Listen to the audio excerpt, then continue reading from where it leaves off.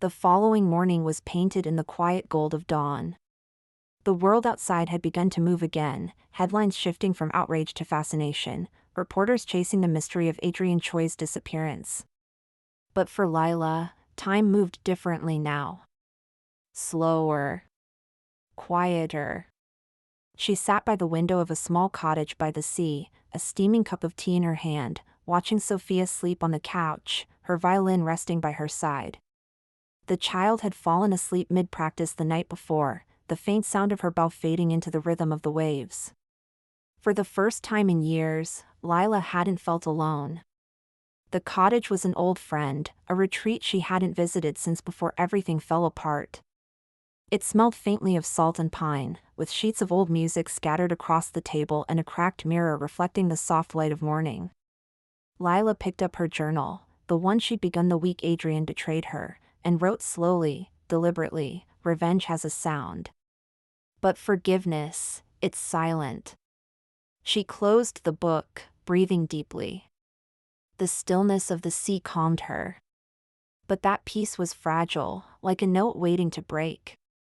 Her phone buzzed on the table. She frowned. Unknown number again. This time, it wasn't a message. It was a voice recording. Her heart skipped. For a moment she just stared at it, her finger hovering above the play button. Then she pressed it. Static. Then a low hum.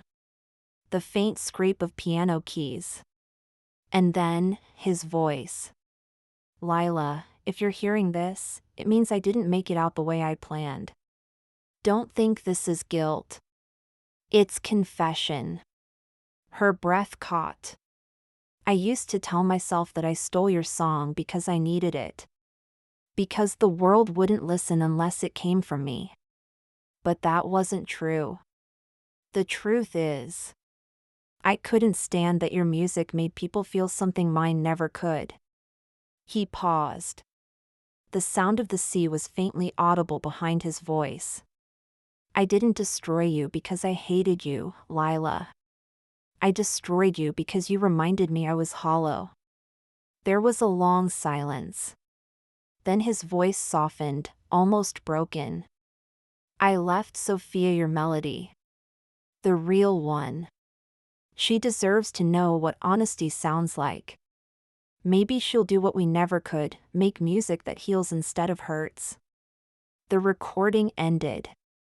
Lila sat frozen, tears blurring the edges of her vision. She replayed it, again and again, her hands trembling. It didn't sound like the Adrian she knew, the arrogant, composed performer who thought emotion was a weakness. This was someone stripped bare. Someone real. Her first instinct was disbelief. Then grief. And then something unexpected, release. She wiped her face, inhaling sharply.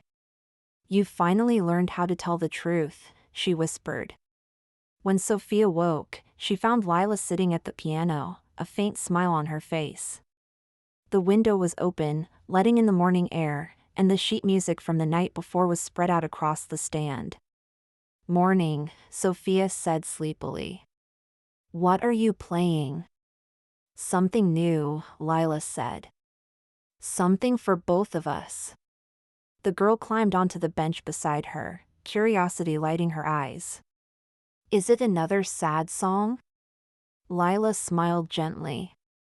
"No. Not this one." She began to play, slow at first, each note deliberate, like a fragile memory being rebuilt. Sophia joined in with her violin, their sounds intertwining naturally, effortlessly. It wasn't her silent note. It was something beyond that, softer, freer, filled with the warmth of everything that had been lost and found again. As the melody grew, Lila could feel the past dissolving around her. The echoes of betrayal, the years of anger, the ache of silence, all of it folding into something beautiful. When they finished, Sophia grinned.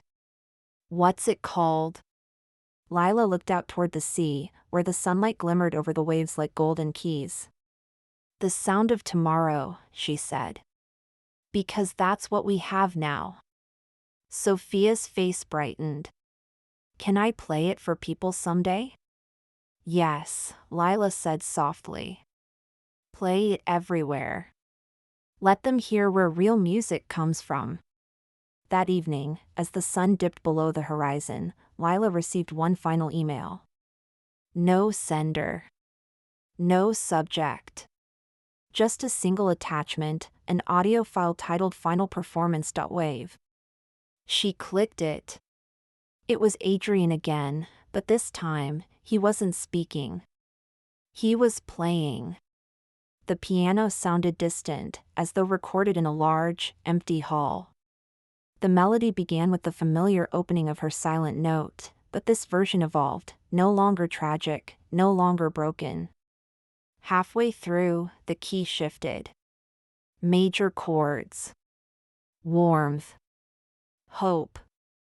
The kind of sound that could only come from someone letting go. At the end, there was silence. Then his voice, faint, almost fading, every story needs an ending.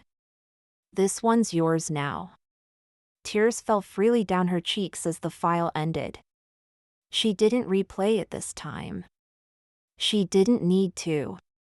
Outside, Sophia was collecting seashells on the beach, her laughter rising over the wind. Lila stepped out, closing the door behind her. The horizon stretched endlessly before them, wide, forgiving, alive. She knelt beside the girl, helping her arrange shells into the shape of a treble clef. When they finished, Sophia smiled. Now it's our song. Lila nodded. Yes. It's everyone's now. The tide rolled in slowly, washing against the sand and the shells, carrying away the remnants of the past. For the first time in 10 years, Lila didn't hear silence anymore. She heard peace, the kind that hums quietly inside every second chance. And as the last light disappeared, she whispered, "Goodbye, Adrian." The wind carried the words out to sea, and somewhere far beyond the waves, a single note seemed to answer, fading softly into the dusk. The night stretched long after the sun sank into the sea, but this time it wasn't heavy or haunted. The air around the cottage was quiet, a different kind of silence, one that didn't sting. The moonlight fell across the piano inside, catching the edges of the open sheet music that fluttered faintly in the breeze from the window.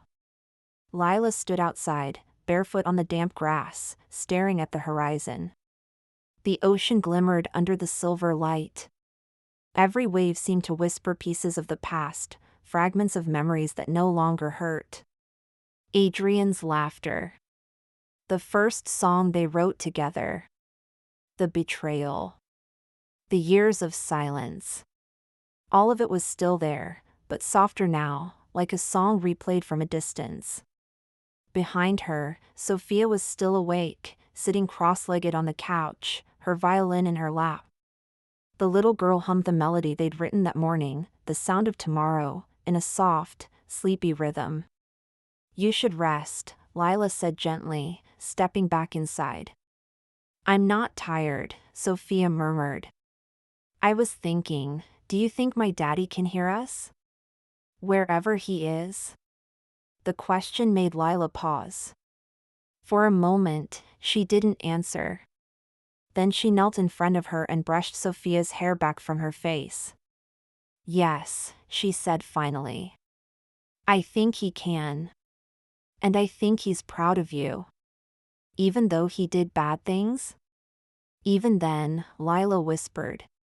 Because he tried to make something beautiful before the end. That's what people like us do, we turn mistakes into music. Sophia's eyes grew heavy. Then I'll play for him tomorrow. Lila smiled. I think he'd like that. The girl curled under the blanket, her violin beside her like a friend, and drifted off to sleep. Lila stood watching her for a long time, her chest full and aching, not from pain this time, but from something she hadn't felt in years, purpose. The next morning, the air was thick with fog.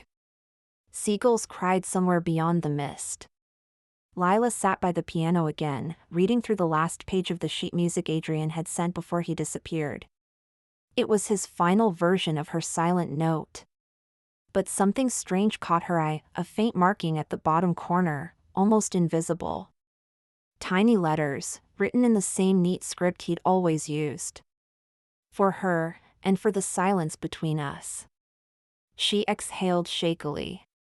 Beneath that, she saw a series of musical notations, a short sequence of notes that didn't belong to the piece. A secret code, the kind they used to hide inside their compositions when they were still students.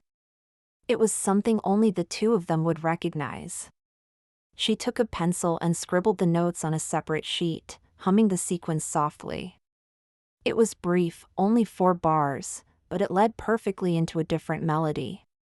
A melody she hadn't heard in over a decade. It was their first song together. Adrian had hidden it inside his last work. A quiet laugh escaped her, half a sob, half disbelief. After all the years, all the bitterness, he'd left her a message, not of guilt, but of remembrance. She sat down at the piano and began to play the hidden section. The melody filled the cottage, simple and honest, untouched by ego or rivalry. The music seemed to belong to the sea itself, old, forgiving, eternal. By the time she finished, tears were running down her cheeks, but she wasn't crying from sadness anymore. Later that afternoon, Lila and Sophia walked along the beach. The fog had lifted, and the horizon was painted in pale gold. Sophia carried her violin case, swinging it lightly as she talked. "When I get older, I want to write music too," she said. "Not like Daddy. I want to write songs that make people remember things they forgot." Lila smiled at that. "Then you already know everything that matters." They stopped by a driftwood log near the edge of the water. Lila pulled a small jar from her coat pocket. Inside it, folded carefully, was the final page of her silent note. Adrian's handwriting, his message, and their shared melody. She held it for a moment, feeling the weight of it, a decade's worth of pain, love, and unfinished endings. Then she unscrewed the lid and let the wind lift the page from her hand. It drifted out over the water, caught the light, and vanished into the waves. Sophia watched silently. "Was that Daddy's music?" Lila nodded. "It was both of ours. But now it belongs to the sea." "Why the sea?" "Because it never keeps anything," Lila said softly. "It just carries it somewhere new." They stood together, the waves washing over their feet. For a while, neither spoke. The air was filled only with the sound of the tide, rhythmic, endless, like the world's own heartbeat. That evening, Sophia played her violin on the porch while Lila listened. The girl's bow moved with confidence now, not perfect, but full of emotion. Every note seemed to reach beyond the sky. Lila watched her, thinking of how strange fate could be. The man who had taken her song had left her his daughter, the living echo of everything she had lost and everything she still had to give. When Sophia finished, Lila clapped softly. "That was beautiful." "I think I made the ending better," Sophia said proudly. "It doesn't sound sad anymore." Lila smiled through a rush of warmth. "No," she agreed. "It doesn't." The girl grinned. "Then it's not a sad song anymore. It's a love song." Lila tilted her head. "A love song?" "Yeah," Sophia said. "Because even when Daddy was gone, you still cared." The words sank deep. Lila felt something inside her shift, not guilt, not regret, but acceptance. "Yes," she whispered. "I guess it is." As night fell again, the two of them sat side by side, listening to the waves.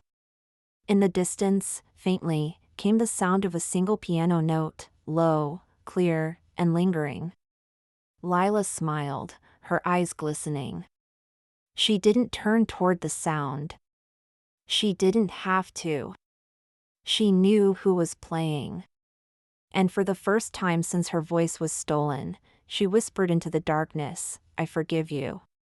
The wind rose, carrying her words out over the sea.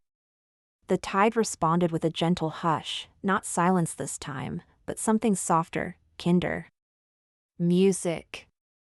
The kind only forgiveness could make. And beneath the vast, endless sky, the story that began in silence finally found its sound.